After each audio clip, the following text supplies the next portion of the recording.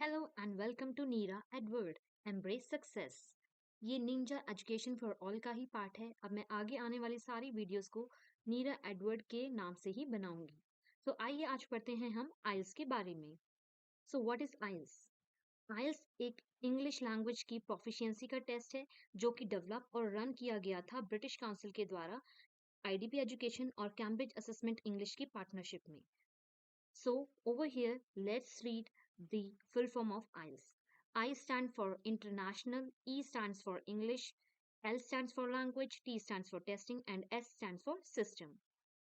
So हमारा IELTS का academics का टेस्ट होता है और एक होता है IELTS जनरल का, और इन दोनों में ही काफ़ी सिमिलैरिटीज़ हैं और डिफरेंस क्या है वो मैं अभी आपको आगे बताऊंगी।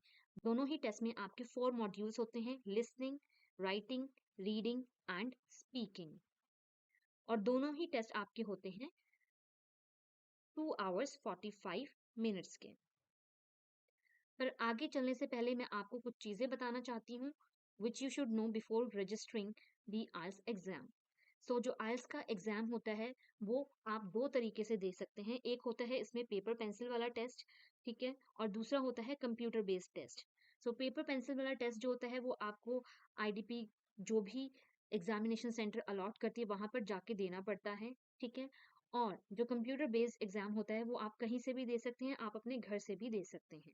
लेकिन इन दोनों के ही जो स्पीकिंग सेक्शन होते हैं उसमें फिजिकली आपको अपीयर होना पड़ता है। यूजुअली क्या होता है, स्पीकिंग सेक्शन जो होता है आइल्स का वो एक्चुअल बाकी तीनों एग्जाम से पहले होता है, और उसी वीक में फिर आपका जो है वो रेस्ट ऑफ द 3 मॉड्यूल्स का टेस्ट लेते हैं एक दिन में, राइट। और टोटल ऑल टुगेदर जो ये टेस्ट होता है वो 2 आवर्स 45 मिनट्स का होता है। अब हम कुछ इसेंशियल इन्फॉर्मेशन के बारे में पढ़ते हैं जो हमें आइल्स का एग्जाम रजिस्टर करने के बाद मेल पर आती हैं आईडीपी के द्वारा। As you can see over here, जब आप आइल्स का एग्जाम देने जाएंगे, स्पेशली जब आप स्पीकिंग का टेस्ट देने जाएंगे, तब आपको अपने जो पासपोर्ट है, वैलिड पासपोर्ट है, उसको लेके जाना होगा। उसकी कोई सर्टिफाइड कॉपी एक्सेप्ट नहीं की जाएगी, जैसा कि यहाँ पर इंपॉर्टेंट इंफॉर्मेशन के फर्स्ट पॉइंट में लिखा है। लेकिन on the contrary to this, आपको जब स्पीकिंग टेस्ट के लिए बुलाया जाता है तो वो लोग आपसे आपके पासपोर्ट की कलर्ड प्रिंट आउट की कॉपी मांगते हैं। सो प्लीज माइंड दैट यहाँ पर कहीं भी मेंशन नहीं है कि आपको कॉपी लेके जानी है एक्चुअली में वो आपसे, लेकिन फिर भी एक आपके पासपोर्ट की कलर प्रिंट आउट कॉपी मांगेंगे, और आपको अपना वैलिड पासपोर्ट भी, जो ओरिजिनल पासपोर्ट है, वो भी आपको उनको दिखाना होगा, ठीक है। सेकेंड पॉइंट में यहाँ पर लिखा है कि आप उनकी टर्म्स एंड कंडीशन को अग्री करते हैं तो उस पर क्लिक करके आप अपना डिक्लेरेशन दे सकते हैं। नेक्स्ट पॉइंट है इसमें, जो आपका रजिस्ट्रेशन का इनवॉइस होता है वो आपके पासवर्ड प्रोटेक्टेड पीडीएफ फॉर्म में होता है। अब यहाँ पर आपको पासवर्ड कैसे लाना है ये भी आपको नीचे गिवन है। जो भी आपका नाम है उसके फर्स्ट 4 लेटर्स स्मॉल लेटर्स में लिखने हैं आपको, और आपकी डेट ऑफ बर्थ जैसा कि यहाँ पर गिवन है as you can see over here.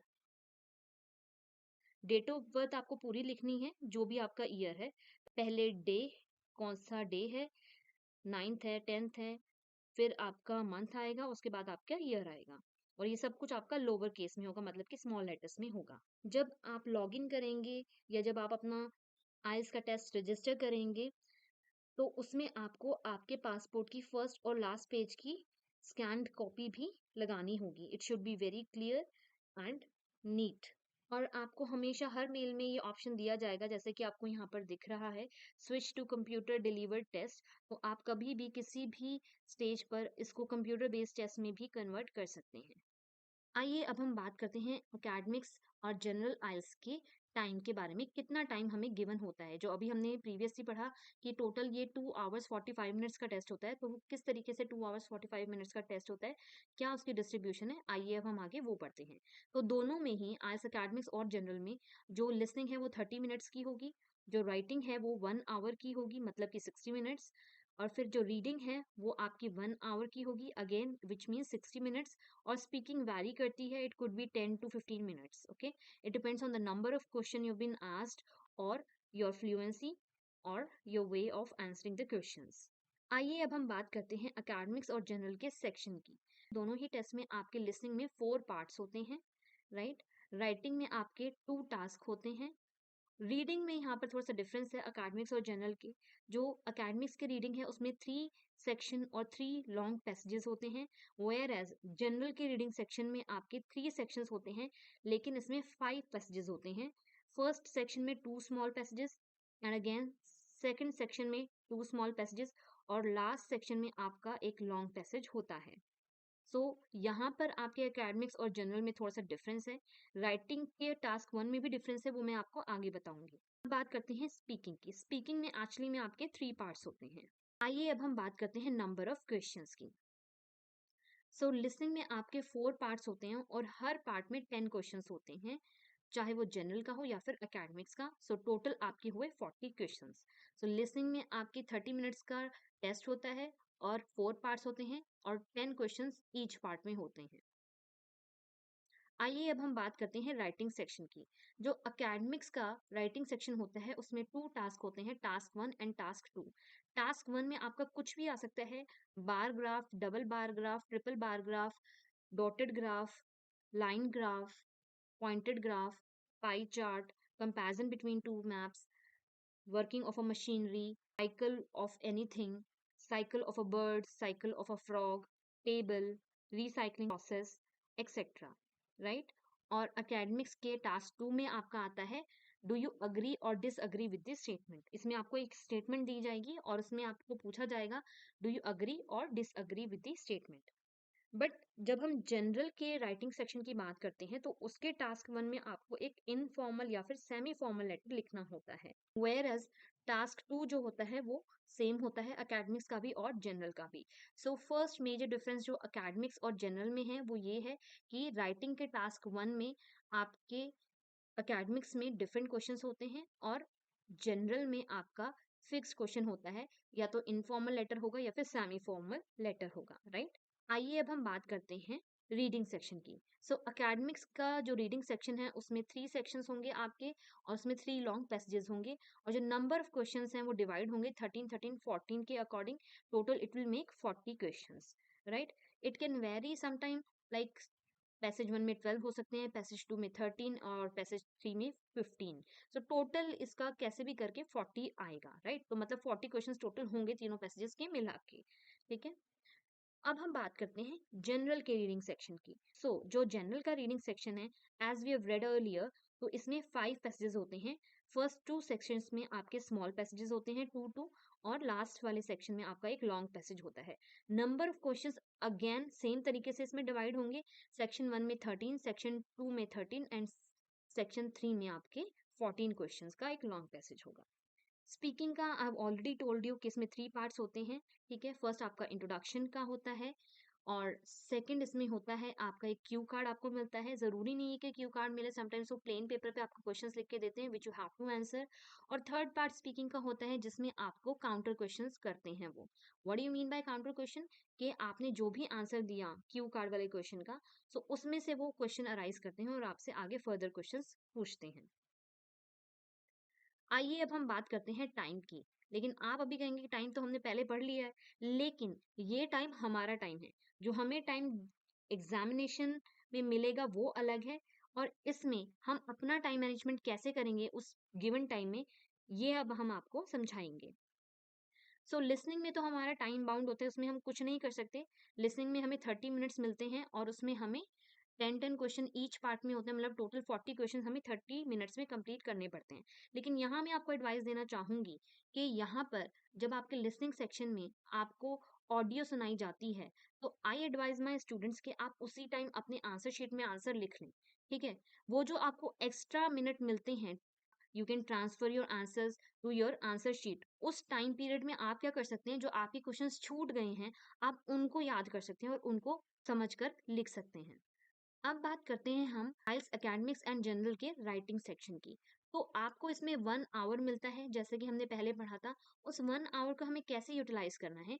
Task 1 में हमें 20 मिनट्स स्पेंड करने हैं और टास्क 2 में आपको 40 मिनट्स स्पेंड करने हैं, ठीक है? वहां पर आपको कोई नहीं बताएगा कि 20 मिनट्स हो गए, now you can shift to question 2, right? You have to manage time according to yourself.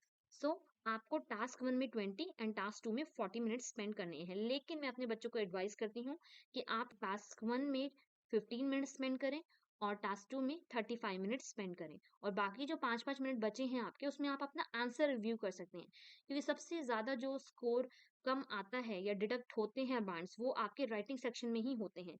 So unknowingly आप कई बार सिली मिस्टेक्स कर देते हैं, सो इसीलिए वो 5 मिनट्स में बच्चों को रिव्यू के लिए बोलती हूँ कि छोड़ें, सो दैट कि वो अपना आंसर को रिव्यू कर सकें, जो सिली मिस्टेक्स हैं उनको करेक्ट कर सकें।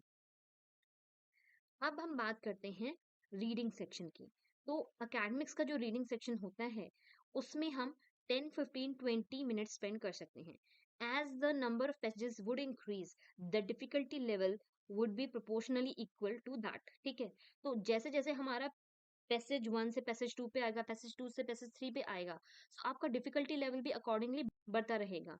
सेम चीज़ होती है हमारे लिसनिंग सेक्शन में भी, ठीक है? आपका जो पार्ट 1 होता है वो ईज़ी होता है, पार्ट 2 थोड़ा-सा डिफिकल्ट, पार्ट 3 और डिफिकल्ट और पार्ट 4 बहुत ज़्यादा डिफिकल्ट होता है लिसनिंग में। एंड इसमें भी रीडिंग सेक्शन में भी सेम यही हिसाब-किताब है, जो लास्ट पैसेज होगा वो थोड़ा-सा आपका डिफिकल्ट होता है। तो इसीलिए मैंने टाइम आपको इसमें डिवाइड करके दिया है 10, 15 एंड 20 एंड अगेन जो 5 मिनट्स आपके यहाँ पर लेफ्ट हैं, वो उसमें आप अपने आंसर्स रिव्यू कर सकते हैं। समटाइम्स होता है कि हमें उस वक़्त नहीं आ रहा तो चलो छोड़ दिया, आगे बढ़ गए, ठीक है? तो जो क्वेश्चंस हम छोड़ देते हैं उनको हम बाद में फिल कर सकते हैं, राइट? तो यहाँ पर 5-5 मिनट्स आपके लेफ्ट हो रहे हैं। और अगर आपको ये टाइम मैनेजमेंट नहीं समझ आता है कि नहीं मेरे को तो सारे ही पैसेज में ज़्यादा टाइम लगता है, तो आप इसका डिवीज़न 20-20-20 मिनट्स के हिसाब से कर सकते हैं, लेकिन उसमें फिर आपको रिव्यू का टाइम नहीं मिलेगा, राइट?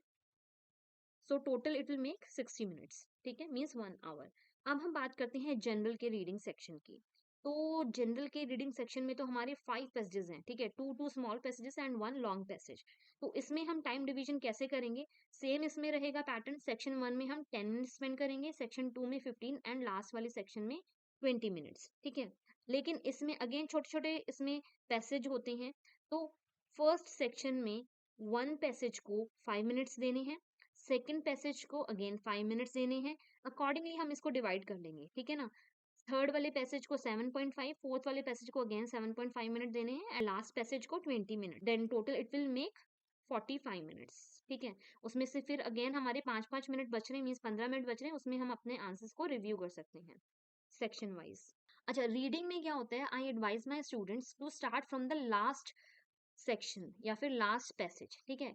इससे क्या होता है कि आपका जब डिफिकल्ट वाला पैसेज पहले कंप्लीट हो जाता है ना, तो आगे आने वाले पैसेज इजीली आपके हो जाते हैं और इसमें आपका टाइम बहुत अच्छे से मैनेज होता है, आपका इसमें टाइम बचता है, ठीक है? मतलब this is a proven fact. I have good experience of teaching IAS. तो यूजुअली जब बच्चे लास्ट वाले पैसेज से शुरू करते हैं और फिर सेकंड और फिर फर्स्ट अटेम्प्ट करते हैं, तो उनका टाइम बहुत अच्छे से बच जाता है और वो अपने पेपर को टाइमली कंप्लीट कर पाते हैं। And as we all know, speaking section में हमारे 3 पार्ट्स होते हैं, which I have already explained you previously. Meera Edward embrace success.